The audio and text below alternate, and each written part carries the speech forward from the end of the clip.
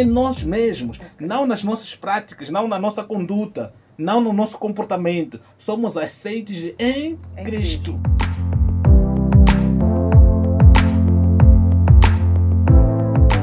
Já a irmã Maria havia adiantado falando dos demais 4 inimigos da graça que não chegamos a detalhar. Falamos aqui do pecado deliberado e também a amargura, desobediência e a falta da fé, que estamos dando referência à incredulidade. Agora, hoje vamos destacar os 4 inimigos da graça que não havíamos abordado. Queremos, portanto, concluir com este tema dos inimigos da graça, porque nas próximas edições eu prometo que vamos trazer conteúdos extremamente transformadores. E quero ainda encorajar os estimados que estão nos acompanhando, que partilhem esta transmissão, este programa, e compartilhem com os amigos, familiares, para que também possam se conectar e possam ser enriquecidos com os ensinamentos que vamos trazer aqui. Graças a Deus, a frequência é 90.7. Exato. Dizer, olha, liga Rádio Capital 90.7 e vamos aprender. Todas as quintas-feiras, não falha nada, não é? Se nós não estivermos aqui presentes, sempre haverá o programa, não é? Amém. Mas ore por nós para que sempre consigamos estar aqui, apesar de tantas tarefas que temos, mas sempre lutamos para estar aqui, porque nós pensamos também do irmão, da minha irmã lá em casa, que está também do outro lado. Agora, vamos concretamente falando hoje, primeiro, destacarmos o pecado deliberado. O que é isso de pecado deliberado, pastor? De uma forma muito rápida, não vamos prolongar muito falando do pecado deliberado, mas vamos logo falando do pecado deliberado e ao mesmo tempo destacar a amargura. E com isso, primeiro, o pecado deliberado é exatamente fazendo uma coisa que vai contra a vontade de Deus, sabendo de que isto é algo proibido, que Deus não aprova. Falamos disso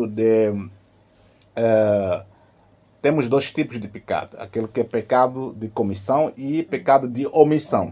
Portanto, o pecado de comissão é fazer aquilo que Deus proíbe, e pecado de omissão é não fazer aquilo que Deus manda fazer. Então, há coisas que Deus nos ordena para fazer e há coisas que Deus nos proíbe fazer. Mas nós, como filhos, muitas das vezes, nós vamos transgredir essas linhas delimitadas por Deus. Agora, quando falamos do pecado deliberado, temos uma passagem em Hebreus capítulo 10, versículos 26 a 27.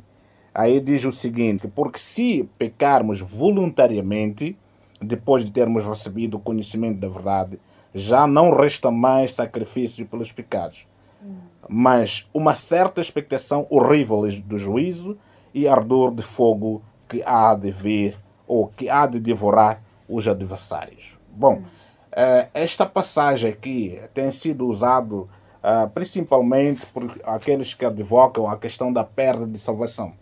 Mas no contexto que nós vamos apresentar aqui, queremos trazer este contexto, esta passagem no contexto daquele que já teve a oportunidade de ouvir o Evangelho, teve a oportunidade de conhecer como a pessoa pode ser salva, mas mesmo assim foi, portanto, negligente.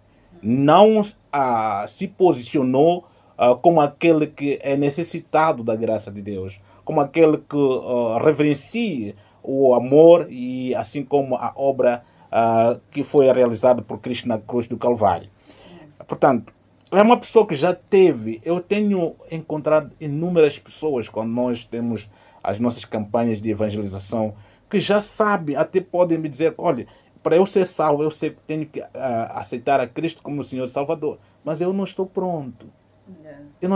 Por que não estás pronto? O que é que achas que deves fazer para estar pronto? As pessoas começam a apresentar desculpas que são desculpas mesmo que não têm sentido. Esse é o ponto de vista daquilo que Deus exige de nós, que é simplesmente fé. Hoje é a abertura do nosso coração. Exato. Apenas isso. Não precisa fazer absolutamente nenhuma obra. Ok? Tenho falado assim com algumas pessoas que, por exemplo, você está sujo, não é? Estás sujo, você sabe que está sujo, precisa de um banho, precisa portanto, lavar-se. E o que você vai fazer? Você sabe que tem casa de banho, tem a bacia aí, tem chuveiro, qualquer coisa. Exato. Então, o que você faz primeiro? Você tem que diminuir a sujidade por sua própria maneira antes de ir à casa de banho, ou vai do jeito como você está para que possa fazer o banho. Geralmente muitas pessoas pensam que eu sou sujo demais, que Deus não pode me aceitar do jeito que eu sou, eu preciso fazer alguma coisa para melhorar a minha vida e dessa forma Deus vai poder me aceitar. Nós dizemos, não, a Bíblia não ensina isso. A Bíblia diz, Deus diz que venha do jeito como você é. Como Mateus 11, versículo 28, Jesus diz que vinde a mim todos estáis cansados e oprimidos. E temos de uma boa forma fazer é nos sujarmos. É nos contaminarmos.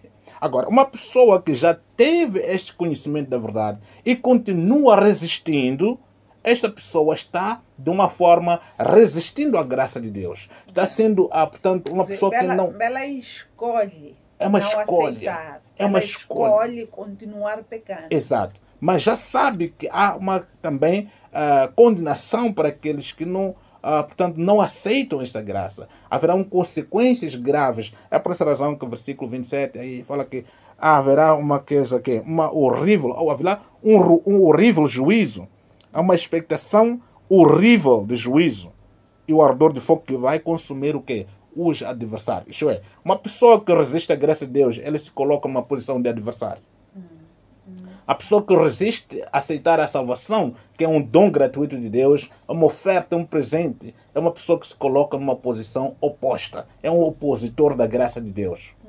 Então, neste sentido, este tipo de atitude é uma atitude de pessoas que se constituem como inimigos da graça de Deus.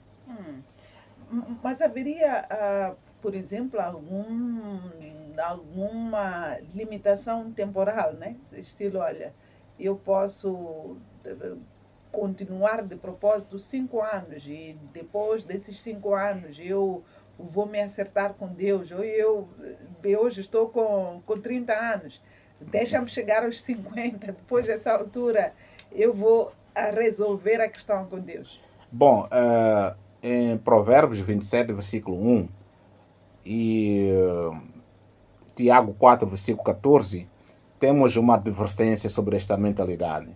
Ninguém pode se gabar pelo dia de amanhã, porque ninguém sabe exatamente o que amanhã nos espera. E o que precisamos fazer hoje. Exato. Já. E também, Tiago 4, como deu menção aqui, versículo 14, a Bíblia diz, o que é a vossa vida?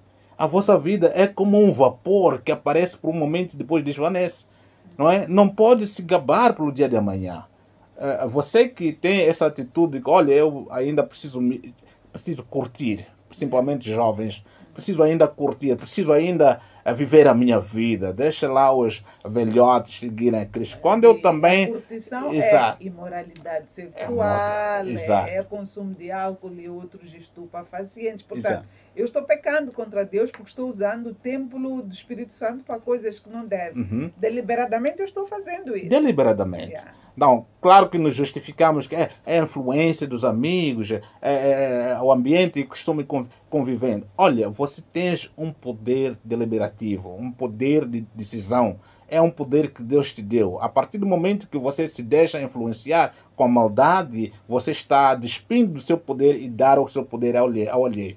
Pode ser ao demônio, pode ser aos amigos, aos conhecidos que acabam exercendo autoridade de influência na sua vida que você não aprova naturalmente. Então você está despindo a sua liberdade e, portanto, a autoridade de decisão, entregando nas mãos daquele que vai exercer a influência. Claro que o diabo está muito feliz quando você faz isso, porque ele sabe que você está despindo, está dando aquilo que é seu por direito a ele, e ele vai, Efésios 4, 27, não deixe lugar ao diabo. Se você dar a ele o lugar, ele vai usar, porque ele tem uma missão muito clara. Matar, roubar e destruir. Mateus 10, 10. Matar, roubar e destruir. E ele fará isso com muita dedicação.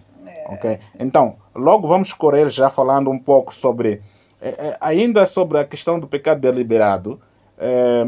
Romanos capítulo 6, versículos 1 e 2, ainda também nos apresenta esta questão.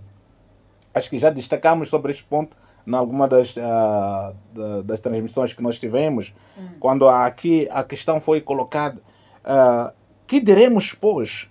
Permaneceremos no pecado para que seja a graça mais abundante? E a resposta é: de modo nenhum.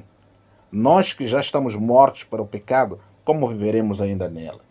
Aí há aquela questão de que, olha, para eu receber mais graça, eu tenho que continuar a pecar mais. Se Deus dá graça desmedida, a graça em abundância para aquele que peca, então eu tenho que pecar mais para ter mais graça. Então, peca mais salvação. Peca mais graça. Então essa é uma atitude que alguns acabam tendo, uma atitude distorcida da percepção daquilo que é a graça de Deus. Essa pessoa que pensa que para ter mais graça tem que pecar mais, é uma pessoa que se coloca numa posição de inimizade contra a graça de Deus. Também acho que é uma pessoa que não entendeu. Não entende. Exato. E o que é que está a ser discutido aí. Exato.